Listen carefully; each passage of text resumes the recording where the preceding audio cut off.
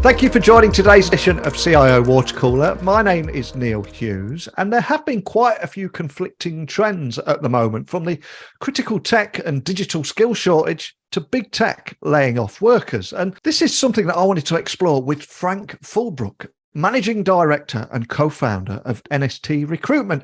Thanks for joining me today, Frank. Would you mind telling me a little bit about NST Recruitment and a few of the things about what you do there? Yeah, absolutely. NST Recruitment, we've been going about 11 years now. This year, we specifically focus in IT, infrastructure, clouds and graduates, which is an important part of our business. I've been in recruitment 25 years myself. You can tell by the grey hairs. So challenges dealing with people, but the job's enjoyable because you do change people's lives genuinely.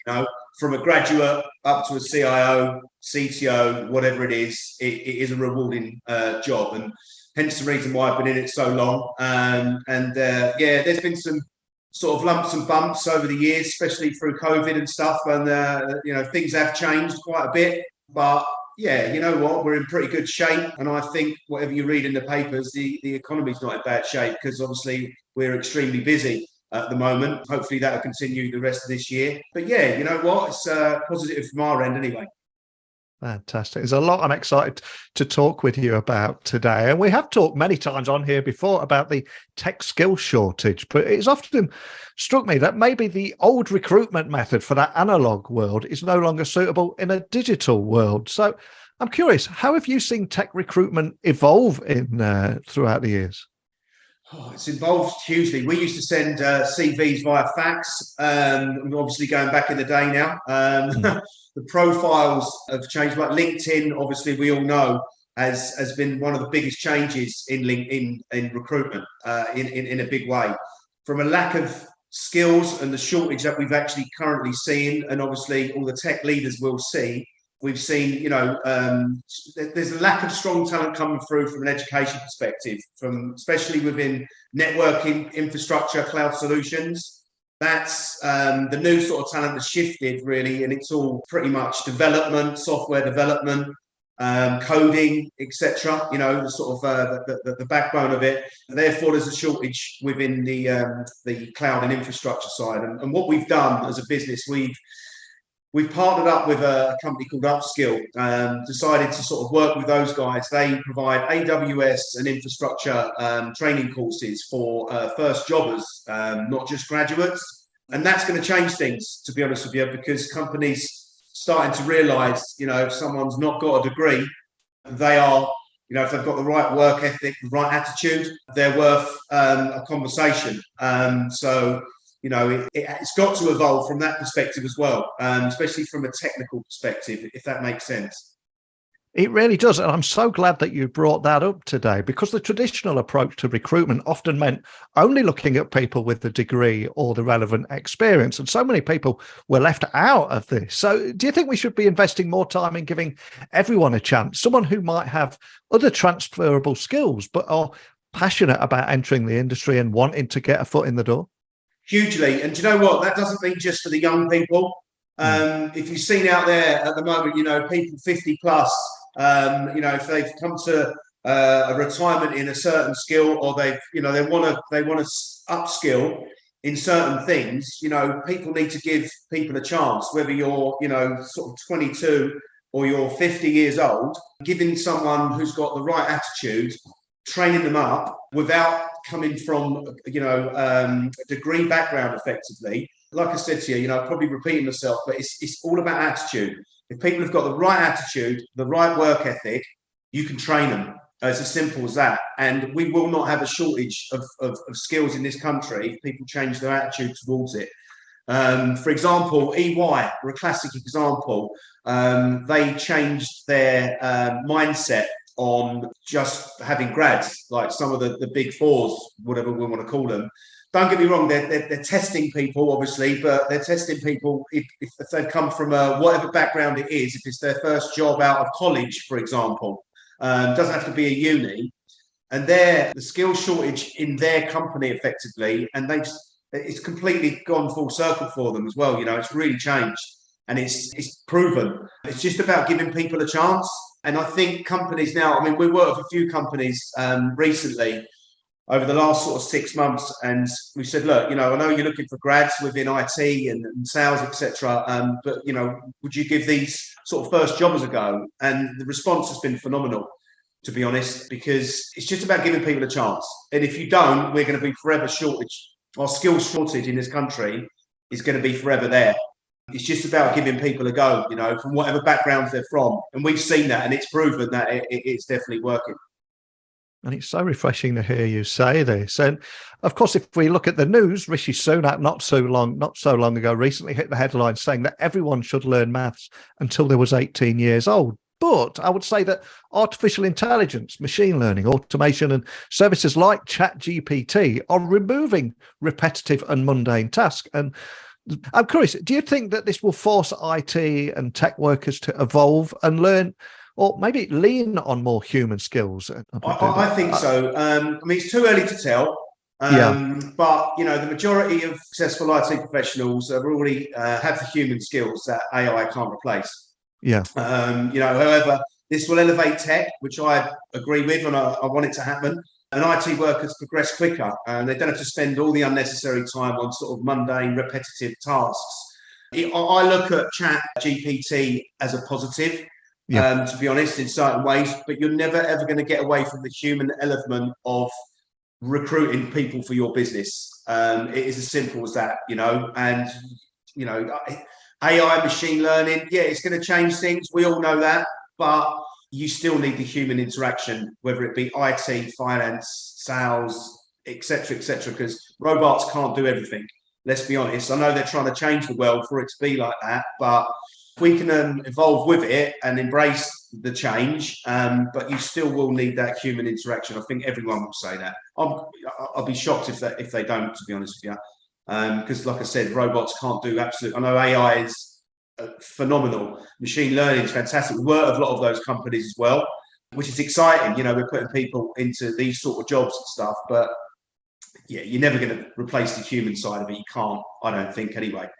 Yeah, 100%. For me, AI is just a tool. It will make you more productive. It will make you more efficient. But I think in the workplace, you're going to need very human skills: empathy, strategy, critical thinking, judgment, problem solving, planning, management, creativity, all those kind of things that artificial intelligence just can't compete with. So it's almost the best of both worlds, isn't it?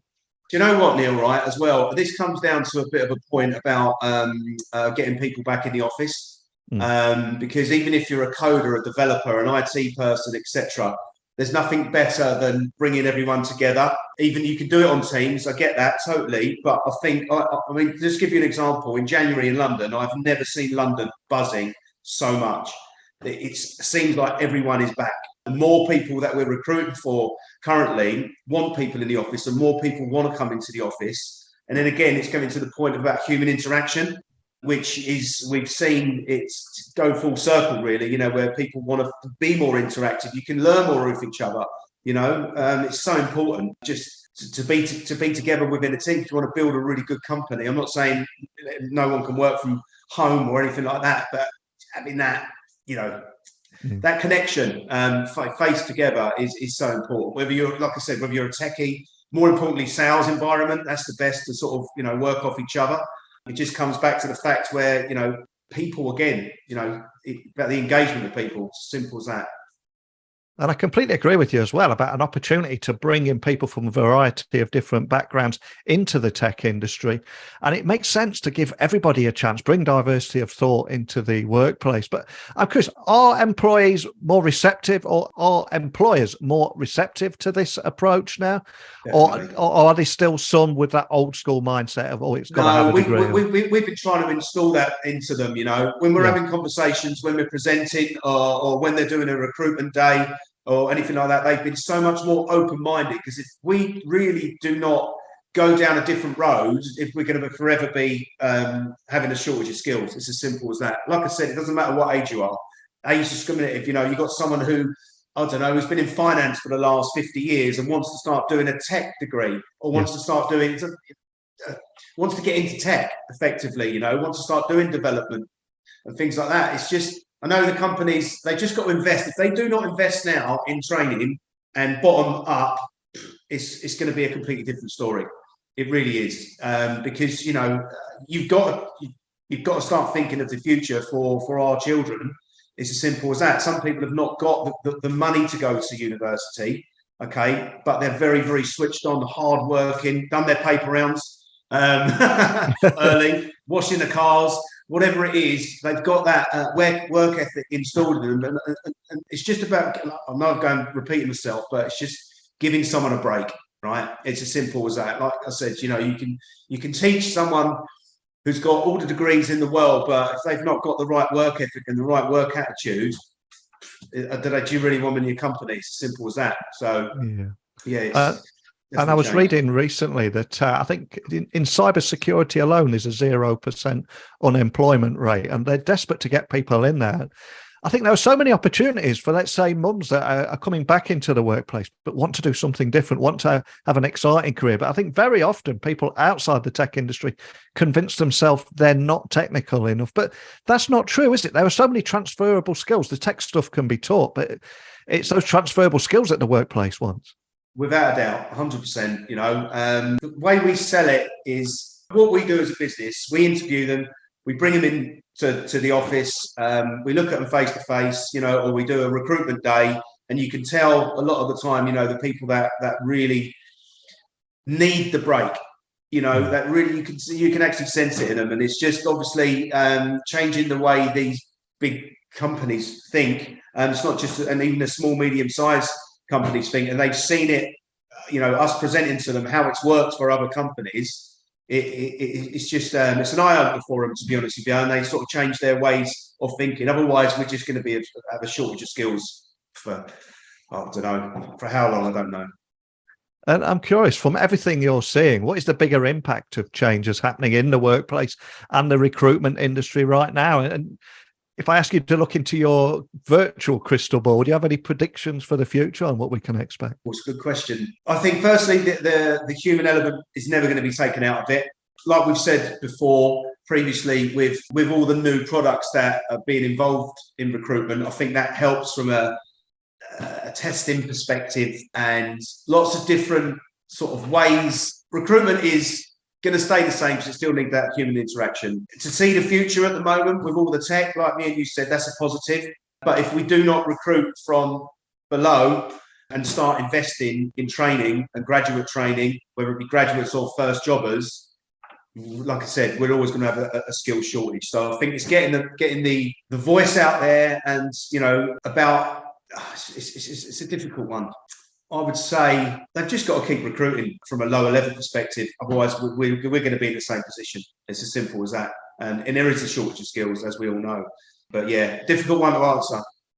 Yeah, and I think the world has changed so much in the last 2 to 3 years. We've gone from working in an office to working remotely almost overnight, to hybrid working, to an expectation of working from any device, anywhere, anytime. And we've got this critical digital and tech skill shortage, and the answer clearly is not the old analog approach to recruitment. We need something different to bring people in. So a big thank you, Frank, for shining a light on that today with me. Thank you.